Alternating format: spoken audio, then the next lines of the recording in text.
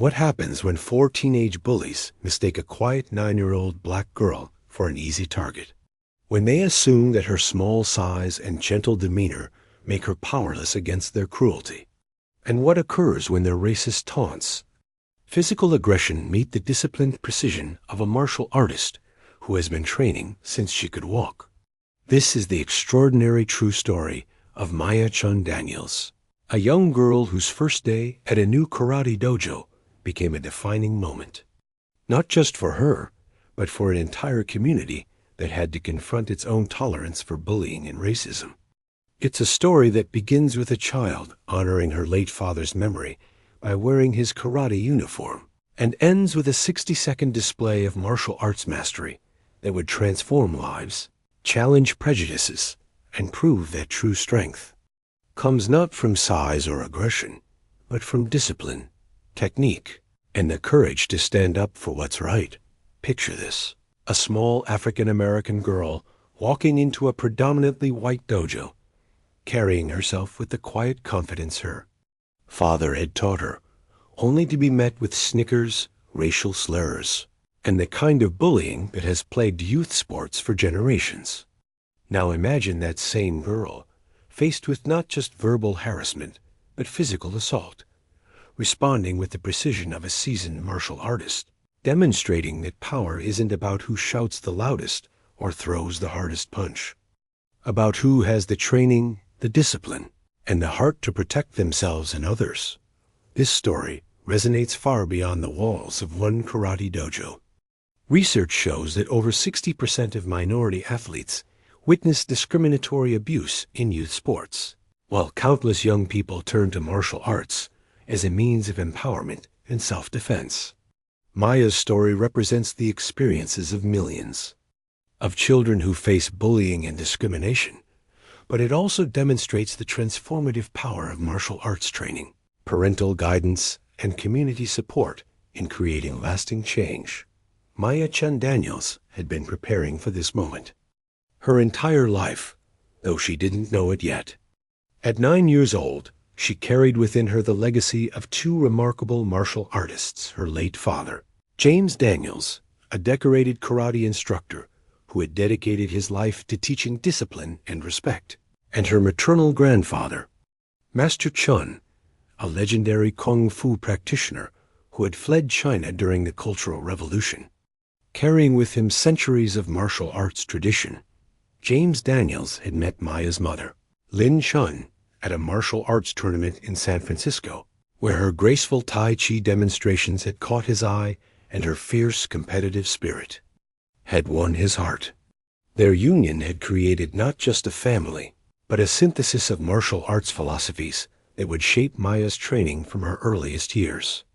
In their garage-turned-dojo, Maya had learned to walk by mimicking her father's stances, to count by practicing combinations, and to find peace through the meditative aspects of martial arts. The loss of her father to cancer when Maya was 7 had been devastating, but it had also crystallized her commitment to honoring his teachings. Every morning, she would put on his white karate uniform, carefully altered to fit her small frame, and practice the forms he had taught her. Her mother, Lin, had continued the training, incorporating her own family's kung fu traditions with James's karate expertise, creating a unique fighting style that emphasized fluid movement, precise technique, and mental discipline. Their move to Millbrook, a small town in upstate New York, had been born of necessity. Lin had accepted a position as a physical therapist at the local hospital, drawn by the promise of stable employment and a tight-knit community where Maya could grow up safely. What they hadn't anticipated was the racial climate that still persisted in many small American towns, where diversity was often met with suspicion, and where different was frequently equated with threatening. The decision to enroll Maya in Carter's Karate Academy had been practical. It was the only martial arts school in town, and Maya needed to continue her training with qualified instructors. But the academy reflected the demographics of the town itself, predominantly white, with a culture that had rarely been challenged by outsiders, and a student body that had grown comfortable with homogeneity. The broader context of Maya's experience reflected troubling patterns in youth sports across America. Studies had shown that discrimination in youth athletics was not just common but systemic, with minority children facing higher rates of bullying, exclusion, and biased treatment from both peers and adults. Research indicated that over 60% of minority youth athletes had witnessed discriminatory abuse, while many had experienced it firsthand. The impact went beyond temporary embarrassment. Discriminatory experiences in youth sports had been linked to decreased participation, lower self-esteem, and long-term psychological effects that could last into adulthood. For Black girls specifically, the challenges were particularly acute.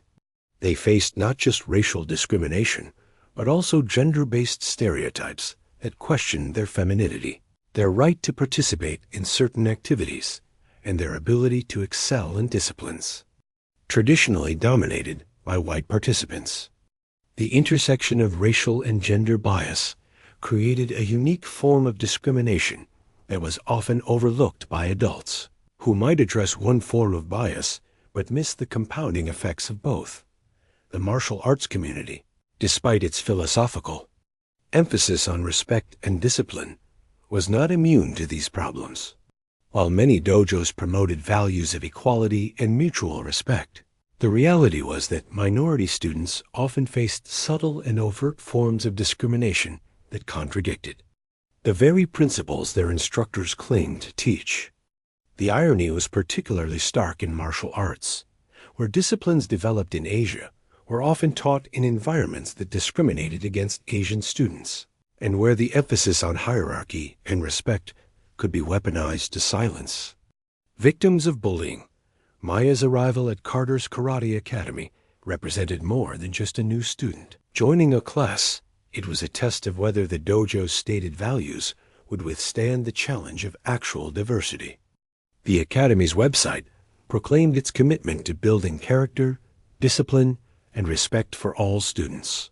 But Maya was about to discover whether those words held meaning when faced with the reality of a young Black girl who possessed skills that challenged assumptions about who belonged in their space. The town of Millbrook itself was experiencing the growing pains of a changing America. Like many small communities, it was grappling with demographic shifts, economic pressures, and social changes that challenged long-held assumptions about identity and belonging. Maya's family represented the new America, multicultural, highly educated, and carrying traditions that enriched rather than threatened the community's fabric. But not everyone was ready to embrace that change, and the karate dojo would become the unlikely battleground where old prejudices would collide with new realities. The morning of September 15th began with the same ritual that had marked Maya's days since her father's passing. She carefully folded his white karate uniform, a fabric worn soft from years of training, and placed it in her gym bag alongside her water bottle and the small photograph of her father that she carried for strength. Lynn dropped her off at Carter's Karate Academy with words of encouragement that carried deeper meaning than a casual observer might understand. Remember, baby, your father's strength lives in you. Show them what discipline really looks like. The dojo smelled of sweat, determination, and the rubber mats that had absorbed years of falls and victories. Maya moved through the changing area with the careful precision that had become second nature, each motion deliberate and controlled. Her dark eyes scanned the room, taking in every detail, every face, every potential threat. A survival instinct her father had taught her was as important as any fighting technique. As she tied her white belt around her small waist, Maya was acutely aware of the whispers and stares from the other students. She had expected this. Her father had prepared her for the reality that she would often be the only person who looked like her in predominantly white spaces. Let your actions speak louder than their assumptions, he had always told her. Show them who you are through what you do, not what you say. The trouble began almost immediately. 4 older boys, Tyler, Marcus, Brent, and Shad, all brown belts with the kind of confidence that came from years of dominating younger, weaker students, had spotted what they assumed was an easy target. At 13 and 14 years old, they towered over Maya's small frame, and their experience in the dojo had taught them that hierarchy was everything. "Hey, look what we have here," Tyler called out, his voice dripping with mockery as Maya joined the line for warm-up exercises. Chocolate Drop decided to join our dojo. The racial slur hit Maya like a physical blow, but she maintained her composure, focusing on the breathing techniques her father had taught her. She had faced this before: racist comments from classmates, suspicious looks from store clerks, the constant microaggressions that came with being different in a small town. But this felt different. This was happening in a place dedicated to respect and discipline, under the eyes of instructors who were supposed to protect all students. "Cat, got your tone?"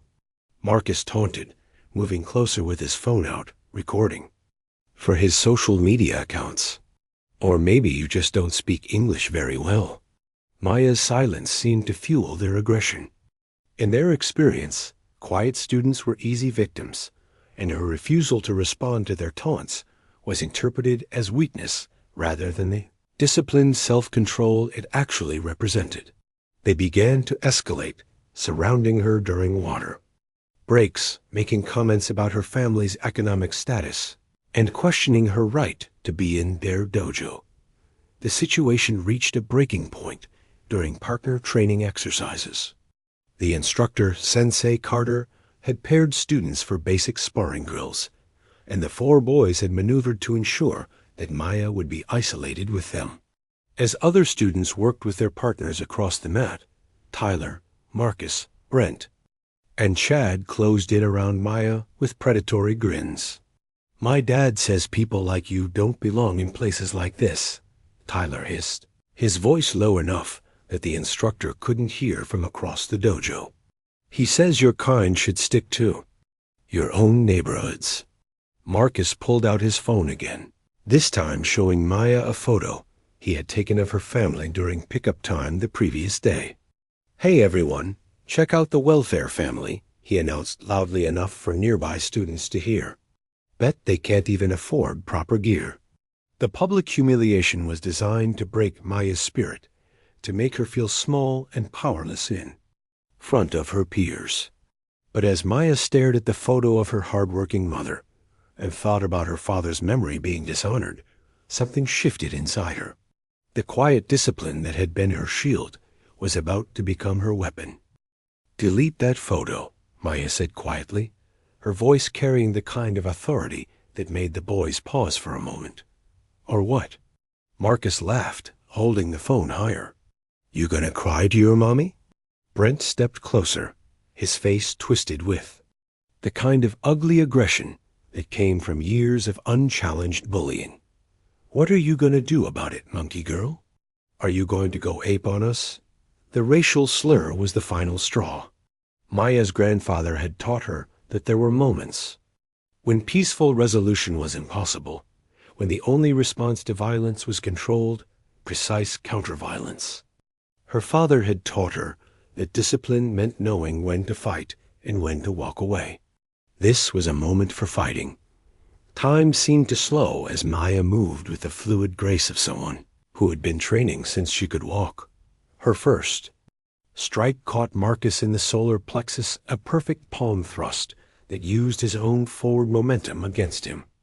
The technique was textbook perfect, the kind of move that took years to master, delivered with the precision of someone who had practiced it thousands of times. Marcus dropped to his knees, gasping for air, his phone clattering to the floor.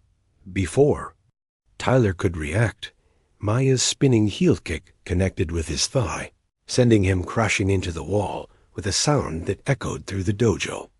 The kick was precisely calculated, painful, and incapacitating, but not permanently damaging.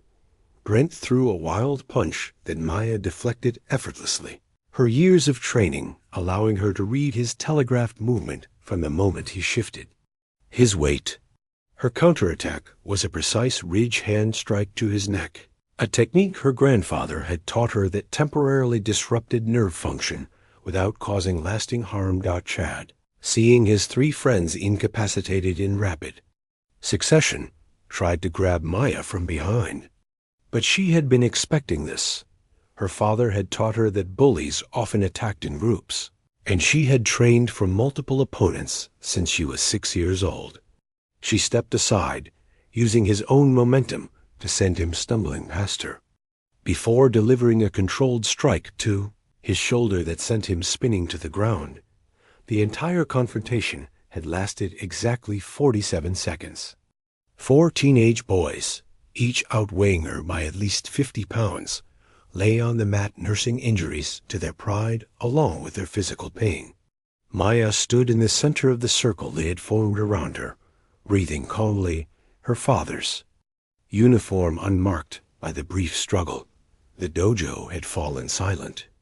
Other students, instructors, and parents who had witnessed the incident stared in amazement at the small girl who had just demonstrated that size and aggression were no match for skill, discipline, and proper training. Maya calmly walked over to Marcus's dropped phone, deleted the photo and video he had taken, and then returned to her position in the training line. "Are we ready to continue with the lesson?" she asked Sensei Carter, her voice steady and respectful despite what had just occurred. The instructor, still processing what he had witnessed, nodded slowly. But Maya knew that this was just the beginning. The real challenge wouldn't be the physical confrontation. It would be everything that came after, the aftermath of the 47-second confrontation revealed the true depth of the challenges Maya faced. Within hours of the incident, she found herself at the center of a community controversy that exposed the fault lines of prejudice that had long existed beneath Millbrook's surface. The 4 boys who had attacked her were quickly transformed from aggressors into victims by parents who refused to acknowledge their children's racist behavior. Tyler's father, a prominent local businessman, arrived at the dojo within 30 minutes of receiving his son's call. His anger was immediate and focused entirely on Maya rather than his son's behavior. "This is exactly what I was worried about," he declared to anyone who would listen. "Bring violent people into our community, and this is what happens." That girl attacked 4 boys unprovoked. The narrative that emerged from the boys' parents was a masterclass in gaslighting and victim blaming. Their children, they claimed, had been just playing around or trying to be friendly when they were brutally assaulted by a girl who had been looking for a fight. The racist comments, the phone photos, the deliberate humiliation, all of it was reframed as harmless teenage behavior that had been met with disproportionate violence. Sensei Carter, caught between his long-standing relationships with established families and the undeniable evidence of what had occurred, initially tried to find a middle ground that satisfied no one. There were mistakes on both sides, he announced to the gathered parents. Violence should never be the first response to conflict, regardless of the provocation. The response from the boys' parents was swift and coordinated. They demanded Maya's immediate expulsion from the dojo, threatened to withdraw their children and their significant financial support, and began spreading their version of events throughout the community. Within days, Maya found herself suspended from the dojo pending a full investigation into the incident. The suspension was devastating for Maya, not just because it interrupted her training, but because it represented a profound betrayal of the principles she had been taught martial arts were supposed to embody. "I don't understand, Mom," she said through tears as they drove home from the dojo. "I did everything right. I only used enough force to stop them. I didn't hurt them permanently. I followed everything Dad taught me about self-defense." Lynn Chun Daniels faced her own struggles as word of the incident spread through the small town. At the hospital where she worked, conversations stopped when she entered rooms. Some colleagues offered support, but others seemed to view her daughter's actions as confirmation of negative stereotypes about black families and violence. The intersection of racial and gender bias created a unique form of discrimination. Maya was simultaneously criticized for being too aggressive and not feminine enough, while also being dismissed as incapable of the martial arts skills she had clearly demonstrated. The family's struggle was compounded by the isolation that came with being different in a small town. Unlike larger cities, where they might have found communities of martial artists or families who shared their experiences, Millbrook offered few resources for dealing with discrimination. The local NAACP chapter had been dormant for years, and the nearest civil rights organizations were hours away. But Maya's story began to gain traction beyond the confines of Millbrook through an unexpected source. Emma Patterson, a classmate who had witnessed the incident, had been recording her own karate practice when Maya's confrontation occurred. Her video, which clearly showed the boy's aggressive behavior and Maya's controlled response, began circulating on social media platforms, where it attracted attention from martial arts communities, civil rights advocates, and parents dealing with similar issues. The video revealed what eyewitness accounts had already confirmed. Maya had been the victim of a coordinated attack that included racial slurs, physical intimidation, and attempted humiliation. Her response had been measured, precise, and entirely appropriate for the threat she faced. More importantly, it demonstrated a level of martial arts skill that impressed even seasoned practitioners. Master Ruth Williams, a renowned martial arts instructor from Albany, saw the video and immediately recognized Maya's exceptional technique. That child didn't just learn those moves from a book, she told her assistant. She's been trained by someone who understood not just the physical aspects of martial arts, but the philosophical and ethical components as well. Master Williams reached out to Maya's family, offering to provide training and support during the suspension. Their first meeting, held in a community center 2 towns away, was transformative for Maya.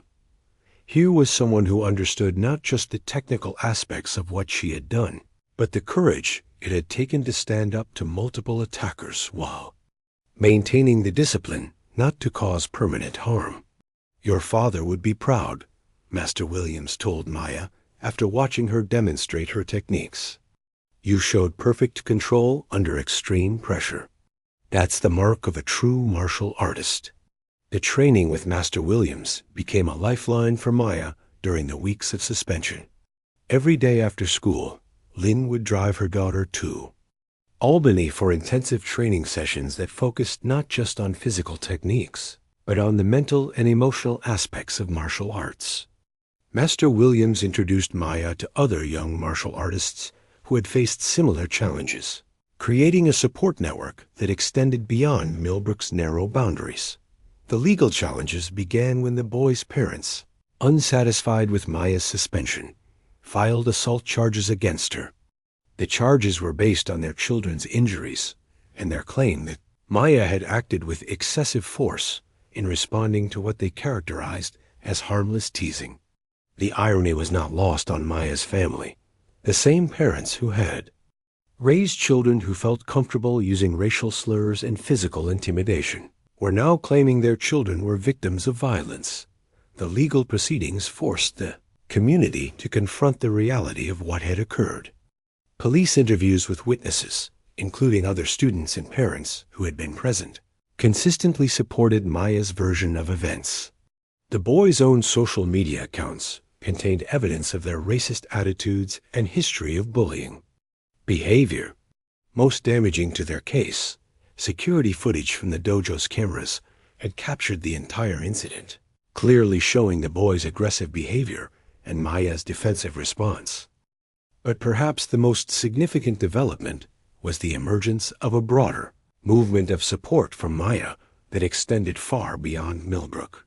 Martial arts schools from across the region began reaching out, offering training opportunities and expressing solidarity with a young practitioner who had embodied the best values of their discipline.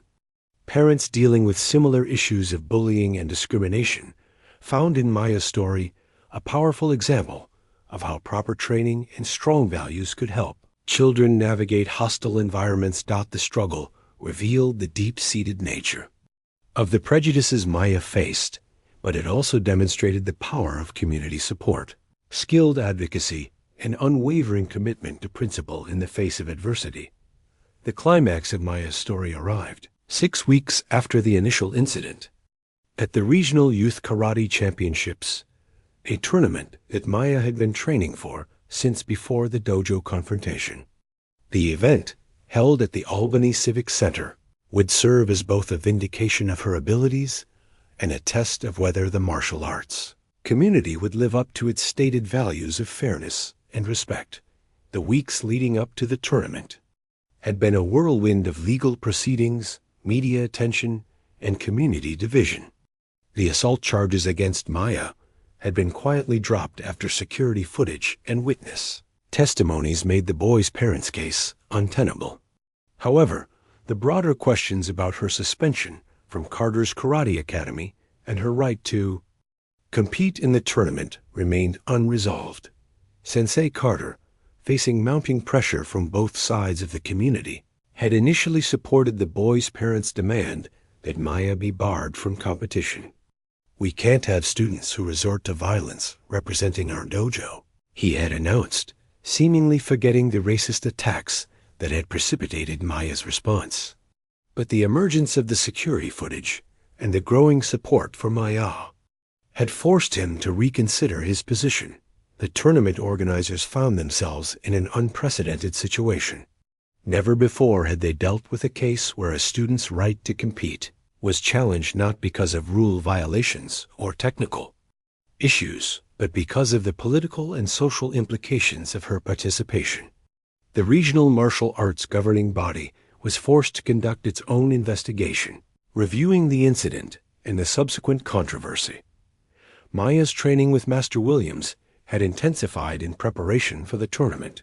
The weeks of additional practice had sharpened her skills to an exceptional level, but more importantly, they had prepared her mentally for the pressure and scrutiny she would face. "You're not just competing for yourself," Master Williams reminded her. "You're representing every young martial artist who has faced discrimination and been told they don't belong." The morning of the tournament brought an unexpected development. Sensei Carter arrived at the venue and requested a private meeting with Maya and her mother. The conversation that followed was emotionally charged but ultimately transformative. "I've been teaching martial arts for 20 years, Carter said, his voice heavy with the weight of recognition. "I thought I understood what we were supposed to be teaching: discipline, respect, character. But watching how this community has responded to Maya's situation has made me realize that I failed in my most basic responsibility as an instructor." He paused, looking directly at Maya. "I allowed racism to flourish in my dojo. I prioritized the comfort of bullies over the safety of their victims. I let financial considerations override moral obligations. I'm not asking for forgiveness. I'm asking for the chance to do better." Carter's public reversal was dramatic and decisive. In front of the assembled tournament participants, officials, and spectators, he announced that Maya would compete representing Carter's Karate Academy, and that significant changes would be implemented to ensure that discrimination would never again be tolerated in his dojo. The tournament competition itself was anticlimactic in terms of difficulty. Maya's weeks of intensive training with Master Williams had elevated her skills to a level that few competitors in her age group could match.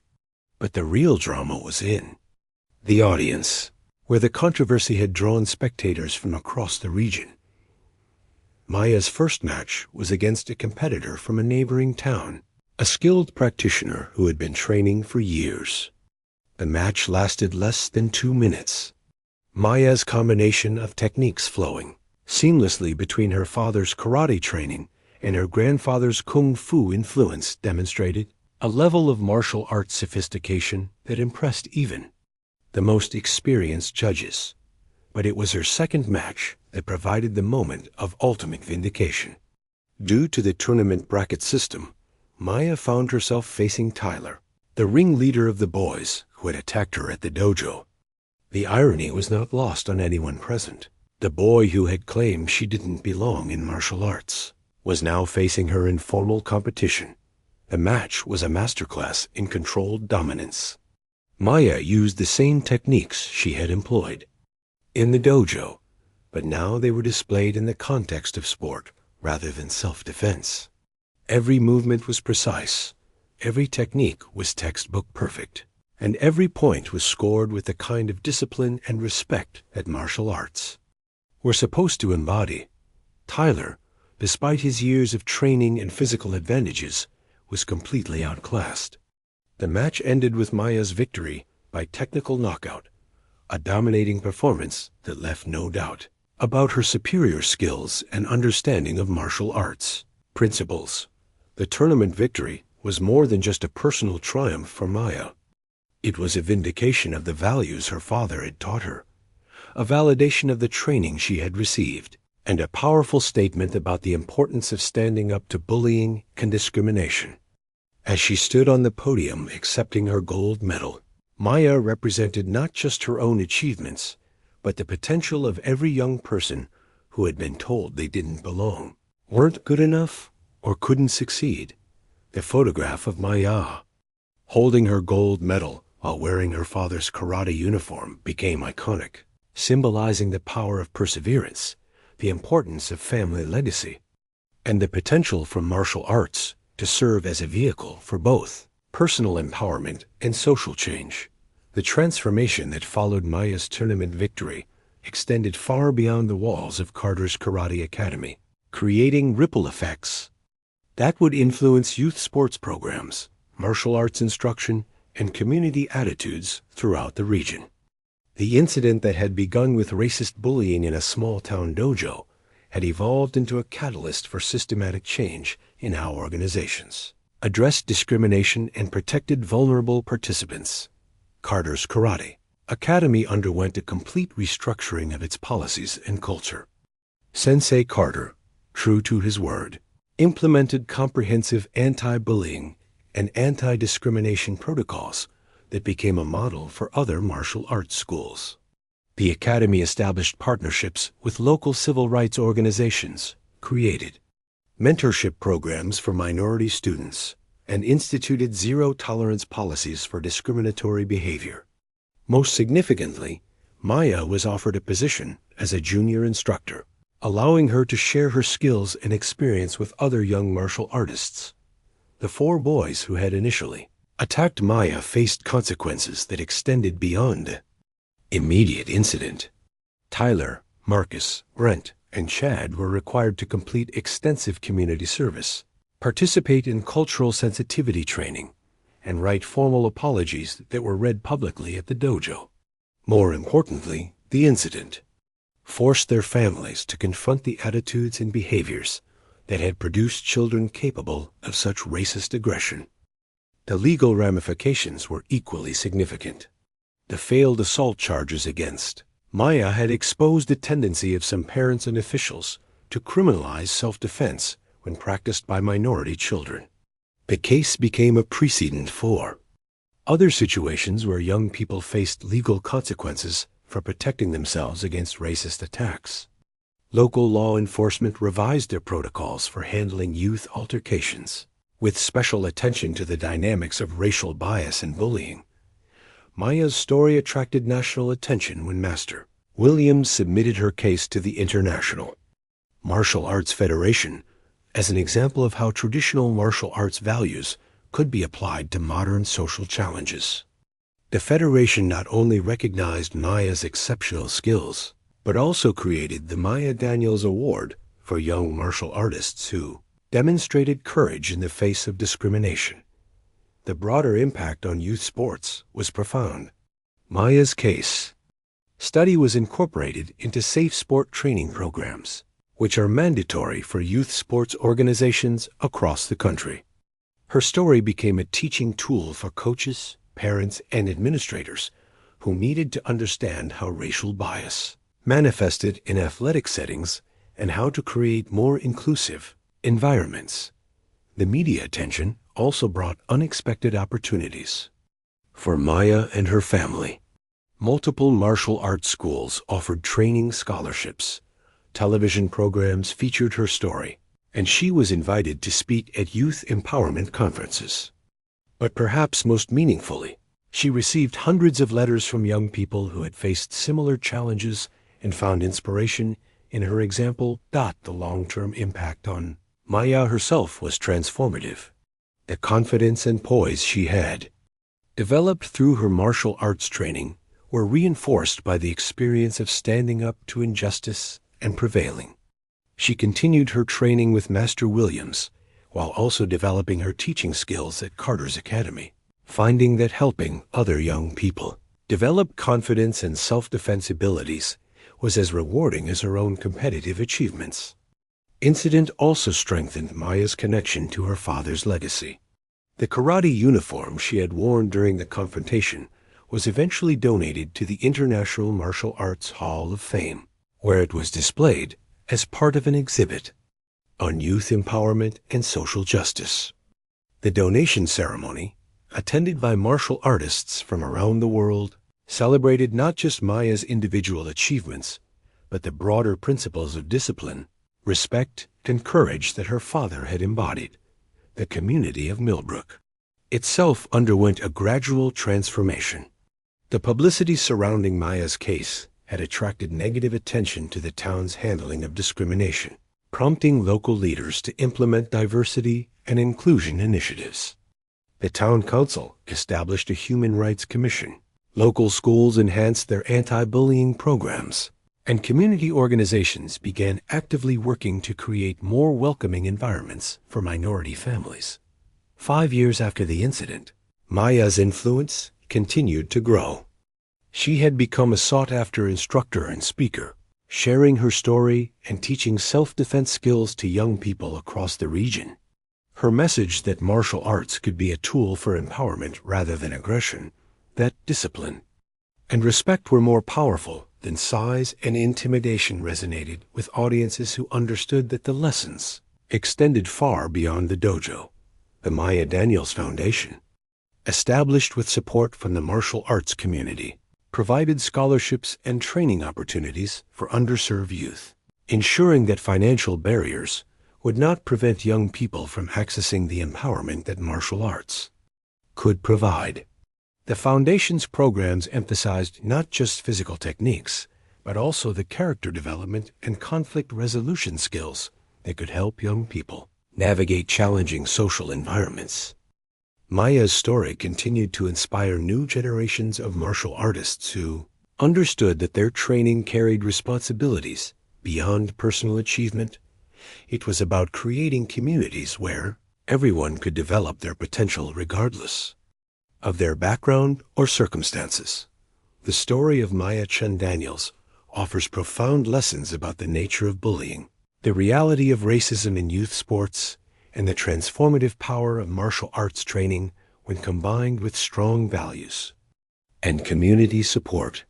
Her experience demonstrates that discrimination often manifests in environments where it should be least tolerated, in activities that supposedly promote character development, respect, and fair play. Maya's 47-second defense against 4 racist bullies was not just a display of martial arts skill. It was a testament to the power of preparation, discipline, and courage in the face of injustice. Her father's training had given her more than fighting techniques. It had instilled in her the confidence to stand up for herself and the wisdom to use only the force necessary to protect her dignity and safety. The incident reveals how institutional responses to discrimination can perpetuate injustice when adults prioritize comfort over courage, financial considerations over moral obligations, and the preservation of the status quo over the protection of vulnerable young people. Maya's initial suspension from the dojo demonstrates how victims of racism can be re-victimized by systems that fail to recognize the difference between aggression and self-defense. But perhaps most importantly, Maya's story shows how individual courage can become a catalyst for systemic change.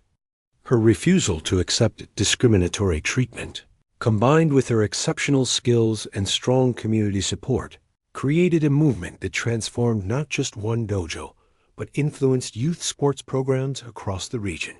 For viewers, this story serves as both inspiration and call to action. It reminds us that young people are watching how we respond to bullying and discrimination, and that our reactions teach them whether justice is possible or whether they must simply endure injustice.